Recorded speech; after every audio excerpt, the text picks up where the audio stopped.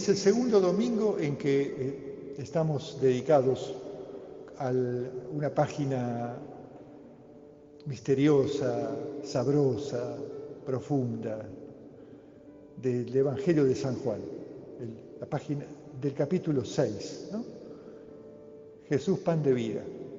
Y son 5 domingos, por eso lo anunciamos, porque el anterior y todavía 3 más, ¿no? El domingo pasado era la multiplicación de los panes.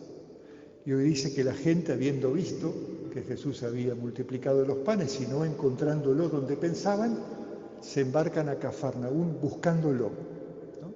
Por eso es como la continuación. Y cada lectura de estos 5 domingos, hoy es el segundo, nos permite, es una invitación a mirar con ojos nuevos qué es la Eucaristía de Jesús, qué es el domingo. El domingo es el día de la Eucaristía, ¿no? En nuestra vida de fe, en la peregrinación de la fe que es nuestra vida, ¿qué significa el domingo, ¿no? Vengamos o no a misa, es el sentido del domingo, ¿no?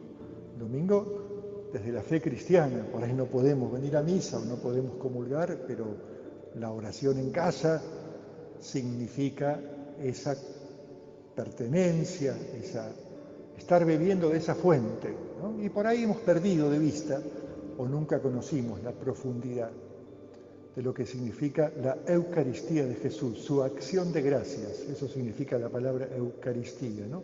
Su partir el pan, o su ocuparse de que todos tengan que comer. Eso fue el domingo pasado.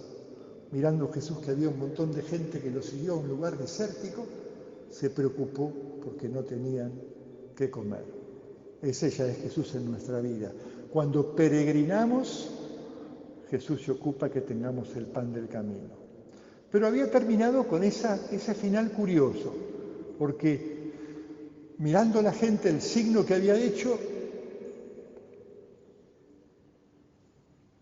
empezaron a decir, este es verdaderamente el profeta que debía venir al mundo, como expresando esas expectativas del mesianismo que siempre tenemos, ¿no? Y que cuando pasa algo extraordinario queremos agarrarnos de eso para que se cumplan nuestras expectativas, las que imaginamos, las que añoramos, las utopías, que siempre tienen bienes y esconden también confusiones. Es lo que muestra Jesús. Sabiendo Jesús, terminaba el domingo pasado, que querían apoderarse de él para hacerlo rey, se escondió. Se fue de vuelta a la montaña solo para rezar. Luego vemos que la gente cruza el lago para buscar a Jesús. Con lo cual, bueno, Jesús dice, algo se produjo en ellos, algo habrán ido pensando al cruzar el lago de Galilea, algo se dieron cuenta que no era como pensaban, pero todavía buscándome demuestran que quieren descubrirlo, ¿no? Así es nuestra vida, ¿no? Pensamos que vivir tiene un horizonte, vivimos según ese horizonte, decidimos según ese horizonte y a veces las circunstancias y Dios nos hacen descubrir que es otro el horizonte. Pero hay que dar un cambio, una conversión, un darse vuelta, un mirar todo diferente. Y es un proceso que hace falta adherirnos. De eso habla hoy el Evangelio. La gente le pregunta, ¿cuándo llegaste? Y Jesús les dice, no me están buscando porque vieron signos, sino porque simplemente se alimentaron hasta saciarse. Y dice, y esta es la parte que hay que comentar un poquito, por esas palabras claves de la Biblia que hay que detenernos, ¿no? Jesús dice, trabajen no por el alimento perecedero, sino por el que permanece hasta la vida eterna. Qué frase curiosa, ¿no? Nosotros trabajamos, pero ¿para qué trabajamos? ¿No? ¿Con qué horizonte? ¿Para qué trabajamos? Se puede trabajar de modo que el fruto de nuestro trabajo permanece hasta la vida eterna, o no, o simplemente es perecedero. Nuestra vida puede perecer en la muerte o puede permanecer en la vida. ¿De qué depende? De cómo orientamos nuestro trabajo. La gente le pregunta entonces, ¿qué debemos hacer para hacer esos trabajos de Dios? Interesante, los trabajos de Dios. Una página antes Jesús, ¿se acuerdan cuando cura a un paralítico? Y el jefe de la sinagoga se ofende y dice, muy lindo todo, pero en sábado no se puede trabajar, así que esto estuvo mal, ¿eh? No se puede andar curando en sábado porque el sábado se descansa, no hay que trabajar. ¿Qué contesta Jesús? Mi Padre trabaja, yo también trabajo. Hermoso. O sea, el Creador está trabajando en su obra permanentemente. Estamos siendo modelados como el alfarero la arcilla por el Creador. Somos su criatura. Dios no es ajeno. No es un Dios así, digamos, filosófico, abstracto, trascendente, impasible, omnipotente más allá de todo, al que nuestras impotencias, nuestros límites no le afectan. Todo lo contrario, el Creador es un trabajador. Mi Padre trabaja y Jesús dice, yo también trabajo, porque hago lo que veo que hace mi Padre. Y entonces nos dice, trabajen por ese alimento.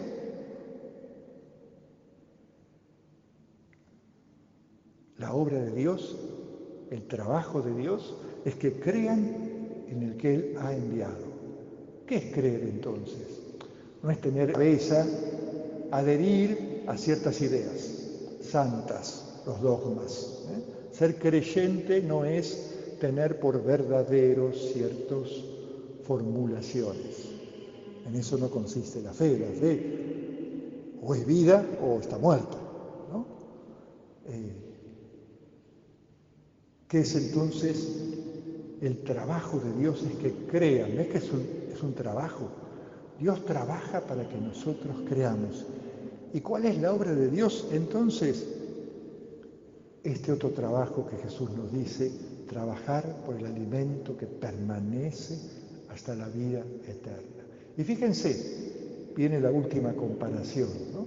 Porque esta gente que estaba buscando encontrar ese sentido de la vida, dice, pero, a ver, más o menos veo, pero no del todo, ¿qué signo obrás? Vemos que las obras de Dios, sus trabajos, tienen que ver con sus signos, ¿no? El signo de que con 5 panes de cebada Jesús dio de comer a 5.000 hombres que lo siguieron hasta el desierto, es un signo que revela cómo Dios trabaja. ¿Qué signo haces para que creamos en ti? ¿Qué obra realizás? ¿Cuál es tu trabajo? Y entonces dice Jesús, porque ellos le dicen, como buenos creyentes israelitas, Moisés, cuando nos liberó de Egipto y empezamos a caminar por el desierto hacia la tierra que nos prometía vivir en libertad, en paz y con la riqueza de la tierra y con la comunión del pueblo, cuando en el camino desfallecíamos de hambre en el desierto, Moisés a nuestros padres les dio el pan del cielo, como dice un salmo, les dio de comer el pan bajado del cielo. Entonces Jesús se agarra de ese salmo que ellos recordaron para mostrarles que hay algo escondido ahí que ellos no ven. El verdadero pan, el que desciende, es el que da vida al mundo. No solamente algunos, sino que cuyo destino es todos los pueblos. Están trabajados por Jesús, lo sepan o no, toda la creación de Dios. Y está trabajado haciendo de mí, dice Jesús, un pan de vida, un pan para la vida del mundo. Y ustedes están invitados a trabajar conmigo, que trabajo por la vida del mundo. Y ahí ellos tienen la aclamación. Al que conoce un poco de Juan se acuerda el pasaje de la samaritana. Dame de esa agua viva. acá también le dicen, danos siempre de ese pan. Y Jesús contesta, yo soy el pan de vida. El Padre hace de mí, en la cruz y en la resurrección, el pan para la vida del mundo. El que venga a mí jamás tendrá hambre. El que crea en mí jamás tendrá sed. Nunca cuando buscamos como peregrinos, a veces en el desierto o en otras encrucijadas difíciles u oscuridades, cuando estamos involucrados en ese trabajo de Dios y de Jesús por la vida del mundo, cuando trabajamos por la justicia, cuando trabajamos por la paz, hermosamente, ¿no? Dice Jesús, bienaventurados los que trabajan por la justicia, bienaventurados los que trabajan por la paz.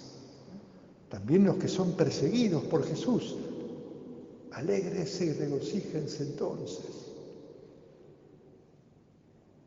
Porque hay un alimento que es Jesús en el camino, también cuando las cosas se ponen difíciles. Jamás dejaré de estar ahí como pan partido para la vida del mundo. El que crea en mí jamás tendrá sed. Entonces, este es Jesús Eucaristía. No venimos a misa a ver un espectáculo sagrado que presenciamos en silencio, como si fuera ajeno a nosotros. La transustanciación del pan y vino en cuerpo y sangre de Cristo no es algo ajeno a nosotros, porque es pan partido que comulgándolo nos transforma a nosotros y transforma la creación, porque Él se da por la vida del mundo. Y vos lo sabés, y yo también. Y entonces nos sentimos convocados al trabajo. Nuestra dignidad mayor es ser trabajadores del reino de Dios, que no es, como decíamos la semana pasada, vamos a hacerlo rey, no es para cumplir nuestros anhelos y deseos que muchas veces se mezclan con nuestros anhelos de superioridad o de autosuficiencia. No, el reino de Dios, ese que se construye en la humildad del trabajo cotidiano. Somos trabajadores del reino de Dios. Esa ofrenda que ponemos, si estamos en misa creyendo el pan y vino que Jesús toma para hacer de nosotros, comulgando, pan de Cristo para la vida del mundo. Esa ofrenda o la oración que hacemos en casa o la súplica que hacemos en medio de ese trabajo cotidiano para que nadie esté sin alimento, sin trabajo, nadie deje de sentirse convocado al trabajo de Jesús. Porque la dignidad más grande de un pueblo es que todos tengamos trabajo. Y también para Jesús, su dignidad es que nos da trabajo a todos. Porque esa ofrenda o esa oración en casa significa que esos 5 panes que pones, Él los usa y los multiplica para que sea vida para los demás. Ese es el milagro. No es lo extraordinario, no es un espectáculo. Es la vida que se propaga a través del trabajo cotidiano realizado con fe. Ese es el horizonte de sentido de nuestra vida y de la vida de todos los pueblos. Amenazada hoy, sin duda, por tantas oscuridades, prepotencias, no vamos a detallar, pero lo importante es que tengamos de Jesús, de sus propias manos, de sus propias palabras, su horizonte de vida para todo el mundo en el que nos convoca a trabajar, porque eso es la fe, trabajar con Jesús por la vida del mundo. Que así sea.